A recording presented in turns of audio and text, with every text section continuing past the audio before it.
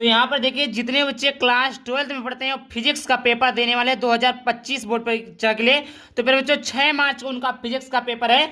तो 2 नंबर वाले सभी महत्वपूर्ण प्रश्न को लेकर आ चुका है बच्चों, और इससे बाहर 100% ही आएगा, इससे बाहर एक भी प्रश्न नहीं आएगा। जी बच्चों, क्लास 12 फिजिक्स के जो 2 नंबर के प्रश्न पूछे जाते हैं, आपने पेपर में देखा होगा, 1 नंबर के प्रश्न, 2 नंबर के प्रश्न, 3 नंबर के प्रश्न, 4 नंबर के प्रश्न, 5 नंबर के प्रश्न भी आते हैं, तो आप लोगों ने देखा होगा। तो उन प्रश्नों को मैं एक ही वीडियो में समाप्त कर दूंगा। अगर आप लोग इसी प्रकार चाहते हैं सर 3 नंबर वाले प्रश्न को भी लाइए, तो मैं 3 नंबर वाले प्रश्न को भी लेकर आऊंगा। तो आज के इस वीडियो में आप सभी लोगों को 2 नंबर वाले सभी महत्वपूर्ण प्रश्न, जितने भी आपके पूरे बुक में जितने भी महत्वपूर्ण प्रश्न हैं, उन सभी प्रश्नों को एक ही वीडियो में समाप्त करने वाला हूं। उसके लिए आपको वीडियो को पूरा देखना है। वीडियो को आप पसंद है, वीडियो को लाइक करके चैनल को सब्सक्राइब कर देना। देखिए, अगर आप लोग सब्सक्राइब नहीं करते तो मजा नहीं आता, सब्सक्राइब करते हैं, शेयर करते हैं, तो मेरा भी मन करता है कि नहीं मैं बच्चों के लिए वीडियो बनाऊं, मैं बच्चों के लिए वीडियो बनाऊं। तो आप लोग सब्सक्राइब करिए, शेयर करिए, फॉलो करिए। और देखिए 100% ही आएगा, 6 मार्च के लिए इंपॉर्टेंट है। तो यहाँ पर देखिए पहला जो क्वेश्चन है, मोस्ट इंपॉर्टेंट क्वेश्चन है, अवतल दर्पण तथा उत्तल दर्पण के 2 उपयोग लिखिए। पहले बच्चों पूछ लेता है अवतल दर्पण तथा उत्तल दर्पण। देखिए आपको जानकर हैरानी होगी कि अवतल दर्पण उत्तल दर्पण की परिभाषा क्यों नहीं पूछता है। जी बच्चों, बोर्ड एग्जाम में आप सोचेंगे अवतल दर्पण की परिभाषा याद कर ले, अवतल दर्पण उत्तल दर्पण की परिभाषा बोर्ड एग्जाम में नहीं पूछता है। अवतल दर्पण के उपयोग लिखिए तथा उत्तल दर्पण के उपयोग लिखिए। और देखिए यहाँ पर उत्तल नहीं रहेगा, उत्तल रहेगा, अवतल दर्पण उत्तल दर्पण। और देखिए अगर आप लोग चाहते हैं कि इसका मैं सोल्यूशन भी लाऊं, तो ज्यादा से ज्यादा आपको कमेंट करना होगा, ज्यादा से ज्यादा आप सभी लोगों को शेयर करना होगा। मैं इसका पीडीएफ प्रोवाइड कर दूंगा या मैं इसका सोल्यूशन वगैरह भी ला दूंगा। ये हो गया पहला। ये आपका कितने नंबर का, 2 नंबर का, जो कि हमने पहले ही बता दिया। दूसरा प्रश्न है, एक प्रकाश किरण निर्वात से एन अपवर्तनांक के माध्यम में जाती है। क्या है बच्चों, एक प्रकाश किरण निर्वात से एन अपवर्तनांक के माध्यम में जाती है, यदि आपतन कोण अपवर्तन कोण के 2 गुना हो तो अपवर्तन का मान एन पदों में ज्ञात कीजिए।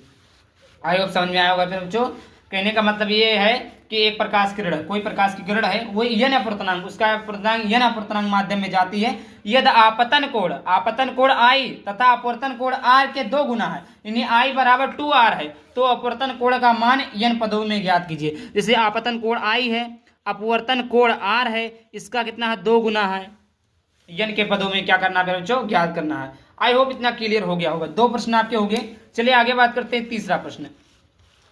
देखिए बच्चों तीसरे प्रश्न को देख लेते हैं कि सिद्ध कीजिए कि सघन माध्यम का अपवर्तनांक क्रांति कोण ज्या का व्युत्क्रमानुपाती होता है। बच्चों सिद्ध कीजिए कि सघन माध्यम का अपवर्तनांक क्रांति कोण ज्या के व्युत्क्रमानुपाती होता है।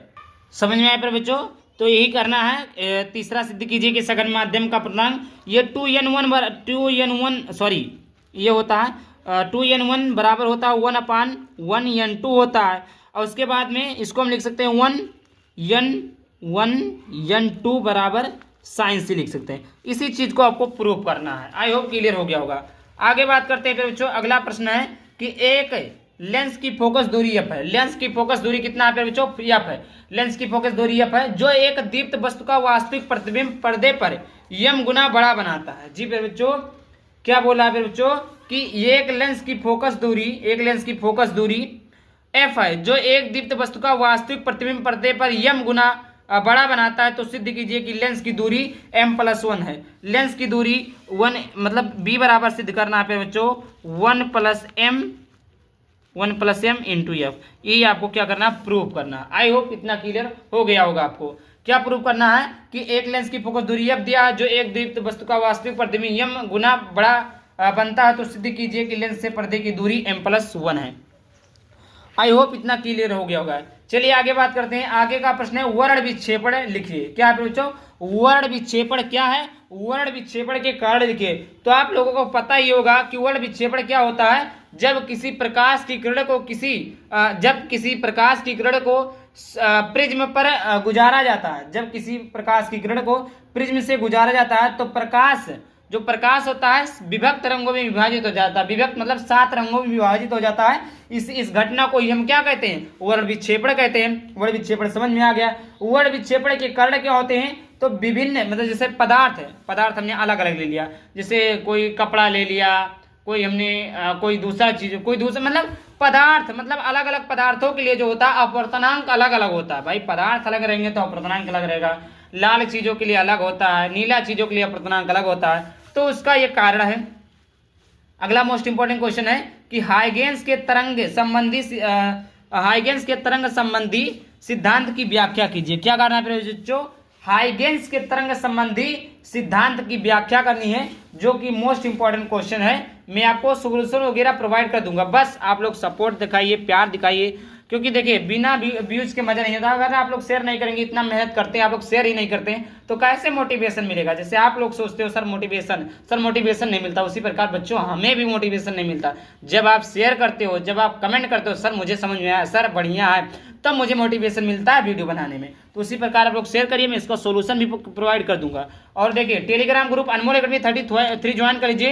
ये टेलीग्राम ग्रुप है, इसको ज्वाइन कर लीजिए। यहाँ पर आपको अपडेट वगैरह मिलते रहते हैं। समझ में आ गया? चलिए आगे बात करते हैं। आगे मोस्ट इंपॉर्टेंट क्वेश्चन है। आगे क्वेश्चन है बच्चों, व्यतिकरण के लिए आवश्यक शर्तें लिखिए। क्या है बच्चों?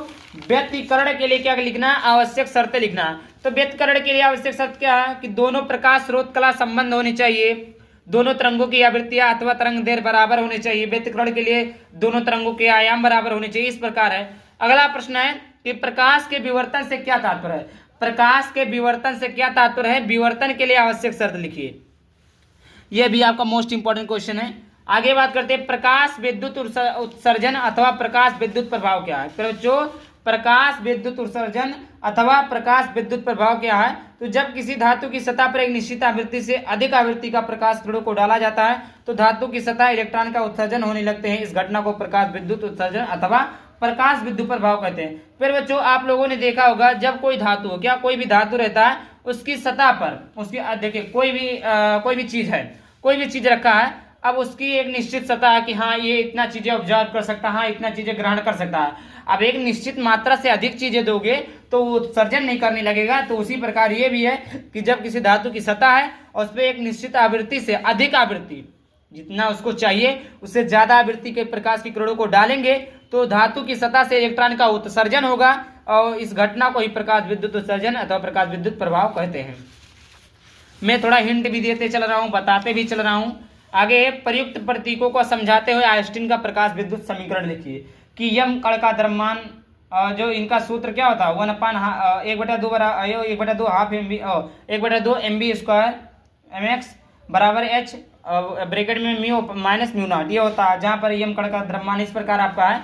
और अगला प्रश्न है, हाइड्रोजन परमाणु के स्पेक्ट्रम में वामन श्रेणी की रेखाओं की तरंग दैर्घ्य के लिए सूत्र लिखिए। इस श्रेणी के लिए अधिकतम तरंग दैर्घ्य की भी गणना कीजिए।